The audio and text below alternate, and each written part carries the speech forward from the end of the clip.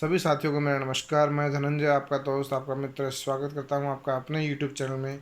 सबसे पहले मेरा आग्रह रहेगा आपसे, यदि आप हमारे चैनल में पहली बार आए हैं तो प्लीज़ चैनल को सब्सक्राइब जरूर कीजिएगा, बेल आइकन ज़रूर प्रेस कीजिएगा। वीडियो अच्छा लगे तो वीडियो को शेयर कीजिएगा, लाइक कीजिएगा, कमेंट्स करके बताइएगा क्या अच्छा लगा क्या नहीं लगा, ताकि हम अपनी कमी में सुधार कर सकें। आज हम बात करने वाले हैं दोस्तों, मोदी जी ने जो देश को संबोधन किया है उसके संदर्भ में हम बात करना चाहेंगे। तो आइए शुरू करते हैं।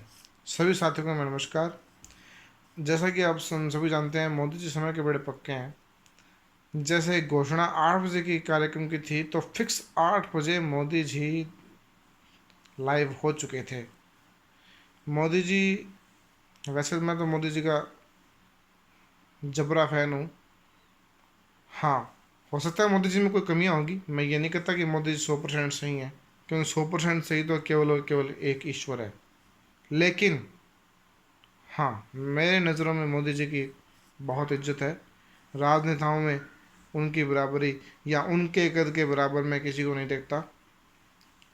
आज जो उनके संबोधन में मुख्य बातें थी, वो मुख्य बातें ये थी कि सबसे बड़ा धमाका जो मोदी जी ने किया है, 20 लाख करोड़ के पैकेज का जो ऐलान किया है।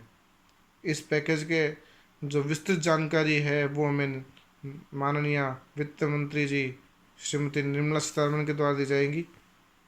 और लेकिन ये बात बहुत अच्छी लगी कि मोदी जी ने किसी तबके को छोड़ा नहीं। मोदी जी ने उन सभी का अपने मुंह से जिक्र किया, रेडी वाले, फेरी वाले, ठेला वाले। क्योंकि मोदी जी किसी रईसजादे की औलाद नहीं रहे हैं। मोदी जी ने ज़मीन से जुड़े हुए आदमी रहे हैं। मोदी जी, उन्होंने अपने जीवन में वो संघर्ष देखा है, वो जीवन देखा है, वह गरीबी देखी है। वो क्या जाने पीर पड़ाई, जाके पैर ना फटे रे भाई। हमारे मुख्य विपक्षी दलों के जो आजकल जो मुख्य विपक्षी दल अपने को कहलाते हैं, चाहे वो समाजवादी पार्टी के टुंटी चोर, चाहे वो राहुल गांधी जी, जिसे दुनिया पप्पू कहती है, मैं तो श्रीमान राहुल गांधी ही कहूँगा, क्योंकि मैं किसी का नाम बिगाड़ने में विश्वास नहीं रखता। बड़े आदरणीय हैं राहुल गांधी जी भी, अपनी जगह तो हैं ही भाई। अब लोगों ने पप्पू कहे तो उसका मेरे पास कोई इलाज नहीं है।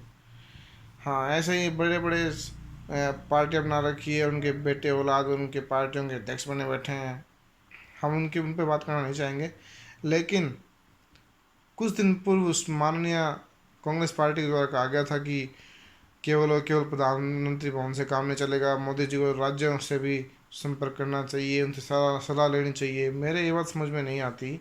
मोदी जी ने इतनी बार कॉन्फ्रेंसेस की है, उसमें सभी स्टेट सीएम से बात की है, फिर भी ये बात बाकी रह जाती है कि आप स्टेट की सुनते नहीं हैं। तो ये तो वही बात है कि ये लोग तो अंध विरोधी हैं मोदी जी के। अगर मोदी जी ऐसा भी कह देना दिन में कि अगर ये दिन है, तो ये लोग तो उस दिन को भी रात कहने पे शुरू हो जाएं, क्योंकि मोदी जी ने कह दिया कि दिन में दिन है, इसलिए ये दिन नहीं है, रात है। तो ये ऐसे कट्टर विरोधी हैं, इनके ऊपर हम नहीं जाएंगे। इनके ऊपर एक कड़ा तमाचा है। 20 लाख करोड़ का पैकेज जो है, बहुत भयंकर तमाचा है। हाँ, ये मेरे सरकार से दरख्वास्त रहेगी कि जो 20 लाख करोड़ का पैकेज जो ऐलान किया गया है उसका सही इम्प्लीमेंटेशन हो। क्योंकि सरकार तो फैसले में जनता के हित में लेती है, भले ही कोई सरकार हो। बर्बाद कौन करता है सरकार को? बर्बाद करता है ब्यूरोक्रेसी, या जिनके ऊपर इस इन घोषणाओं को और इम्प्लीमेंट करने का जिम्मा जिसके ऊपर होता है ना, वह तंत्र खराब करता है, वह सिस्टम खराब करता है जो भ्रष्टाचार की और जड़ें जमाए बैठा है भ्रष्टाचार इस तंत्र के अंदर। उस पर चोट करने की ज़रूरत है। हालांकि मोदी जी के आने के बाद तंत्र में बहुत सुधार हुआ है, हम ऐसा नहीं कहते। मोदी जी के आने के बाद बहुत सुधार हुआ है, बहुत सुधार हुआ है। लेकिन अभी भी उसकी महती आवश्यकता है कि मोदी जी ने जो 20 लाख करोड़ का पैकेज जारी किया है, जिसकी विस्तृत जानकारी हमें आगे सुनने को मिलेंगी, उसका सही इम्प्लीमेंट कैसे हो, इस पे थोड़ा ध्यान दिया जाए तो थोड़ा सा और अच्छा रहेगा। अब बात करते हैं मोदी जी की। दोस्तों, मोदी जी एक ऐसे हमारे नेता रहे हैं, या मैं कहता हूँ कि मोदी जी एक ऐसा व्यक्ति रहा है, ऐसा व्यक्तित्व रहा है, जिन्होंने अपने जन्म से लेकर अब अभी तक संघर्ष ही संघर्ष देखा है। इन्होंने कभी इन्होंने आराम से बैठ के और समय काटने की नहीं सोची। बात उनके जन्म से की जाए, गरीब परिवार में इनका लालन पालन हुआ, बड़ी ही विकट परिस्थितियों से गुजरते हुए उन्होंने शिक्षा दीक्षा अपनी पूरी की, और शिक्षा दीक्षा पूर्ण करने के बाद इन्होंने और अपना जीवन जो है देश के नाम कर दिया, और आजीवन प्रचारक के रूप में इन्होंने कार्य किया। ऐसे विकट परिस्थितियों में मोदी जी को क्या मिला? हमेशा हमेशा से संघर्ष से जूझते हुए ऐसा व्यक्तित्व जिन्होंने संघर्ष ही संघर्ष को अपनाया। और जब मोदी जी पहली बार सीएम बने, सीएम बनाया क्यों गया था इनको आप सभी जानते हैं, किन परिस्थितियों में मोदी जी की ताजपोशी हुई थी और किस प्रकार हुई थी। फिर भी मैं आपको स्पष्ट कर दूं, उस समय भूकंप आया था गुजरात के अंदर, सन 2026 जनवरी की बात है। बड़े विकट हालात थे, और उस समय जो गुजरात के तत्कालीन मुख्यमंत्री थे उनका स्वास्थ्य गड़बड़ होने के कारण मोदी जी को ये सौंप दिया गया जिम्मा। जिस व्यक्ति ने कभी पार्षद का चुनाव नहीं लड़ा उसको सीधा सीएम बना दिया गया, और बाद में मोदी जी ने सीएम बनने के बाद 6 महीने के भीतर जो विधायक बनने का रूल होता है उसके अकॉर्डिंग उन्होंने आगे जाके सारी औपचारिकताएं पूरी की। लेकिन मोदी जी ने जो भूकंप वाली चुनौती को उसको ऐसे हल्के में नहीं लिया, और उस भयंकर भूकंप त्रासदी से भी उभरते हुए कच्छ और भुज जिलों को पुनर्स्थापित किया वहाँ पे। और इतना ही नहीं, गुजरात का एक बड़ा हिस्सा जो सिंचाई से वंचित था, पानी की कमी से वंचित था, पानी की कमी से त्रस्त था, सॉरी, उनको वहाँ वहाँ पानी पहुँचाना, ऐसे अनेक कार्य मोदी जी ने किए। हाँ, निश्चित रूप से जो गुजरात में जो दंगे हुए वो मोदी जी की एक उनके राजनीतिक दौर में और एक ऐसी घटना है जिसके कारण मोदी जी को अपमान भी झेलना पड़ा। लेकिन आपको याद दिला दूं, ऐसा नहीं है कि मोदी जी ने प्रयास नहीं किया था। मोदी जी ने अपने पड़ोसी राज्यों से फोर्सेस बुलाई थी, लेकिन सभी ने हाथ खड़े कर दिए क्योंकि वो कांग्रेसी गवर्नमेंट थी उस समय वहाँ पे। और इस बात का मोदी जी कई बार कह भी चुके हैं। और लेकिन इस बात को मोदी जी को जो व्यक्ति दोष देता है वह या तो पूर्वाग्रह से ग्रसित है, क्योंकि उनको ये बात याद रखनी चाहिए कि मोदी जी को कोर्ट ने बरी किया है, और आप कोर्ट नहीं है जो आप मोदी जी को ब्लेम करते हैं। खैर, मैं इस मुद्दे पर ज़्यादा नहीं चाहूँगा, क्योंकि बहुत से लोग हैं जो पूर्वाग्रह से ग्रसित मिलते हैं, उनको समझाना मेरे बस की बात नहीं है, और न मेरा वीडियो बनाने का मकसद ये है। हाँ, लेकिन मैं ये बताना चाह रहा हूँ कि मोदी जी ने ऐसी कठिन परिस्थितियों में और अपने मतलब लगातार 3 बार 4 बार जो गुजरात के सीएम चयनित हुए और बखूबी अपना काम किया, 1 रुपया अपने पास नहीं रखा।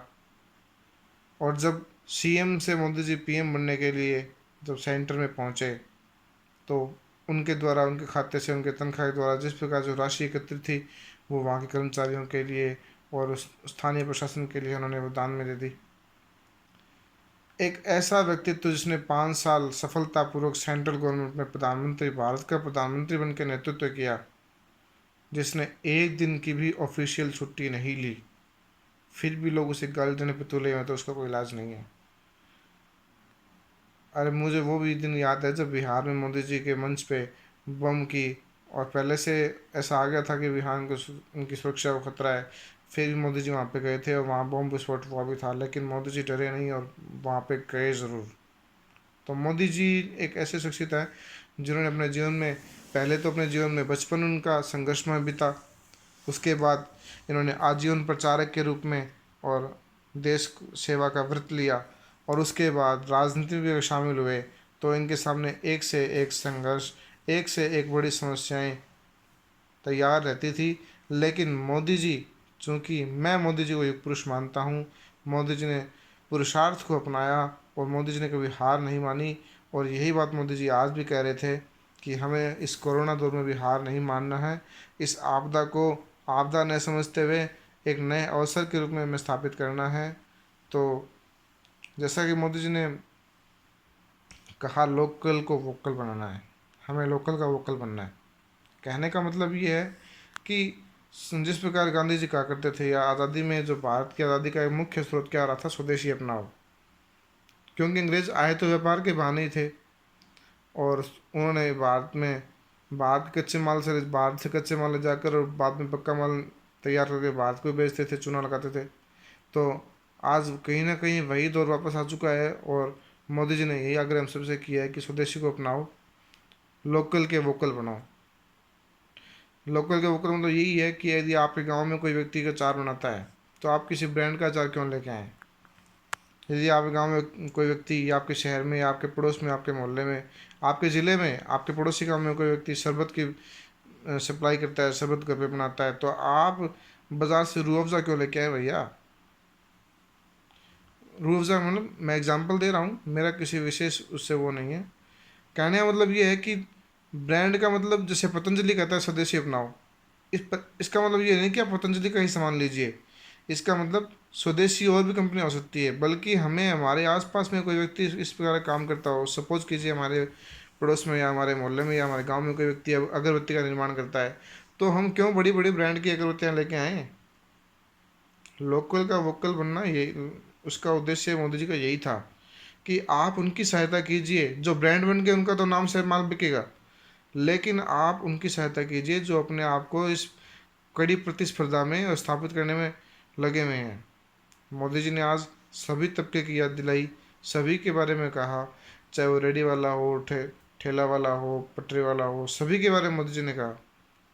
क्योंकि आज इस विपदा में सभी ने कहीं ना कहीं और भयंकर संघर्ष किया है। ये जो 2 महीने लॉकडाउन के बीते हैं, लगभग 1.5-2 महीना जो हुआ है, इस कालखंड में बहुत से लोगों को दिक्कत हुई है। सभी के हालात एक जैसे नहीं होते।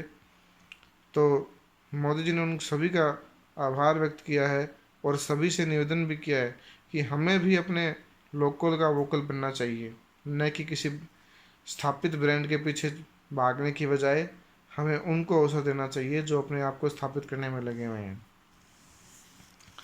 तो आज की वीडियो में इतना ही। अगर मेरी कोई बात आपको ख़राब लगे तो प्लीज़ क्षमा चाहता हूँ। आप वीडियो अच्छा लगे तो लाइक कीजिए, नहीं लगे तो डिसलाइक कीजिए, और कमेंट करके बताइएगा ज़रूर क्या अच्छा लगा, क्या ख़राब लगा। अगर आप हमारे चैनल पर पहली बार आएँ तो प्लीज़ चैनल को सब्सक्राइब जरूर कीजिएगा, बेल आइकन प्रेस करना मत भूलिएगा। बहुत बहुत धन्यवाद आपका।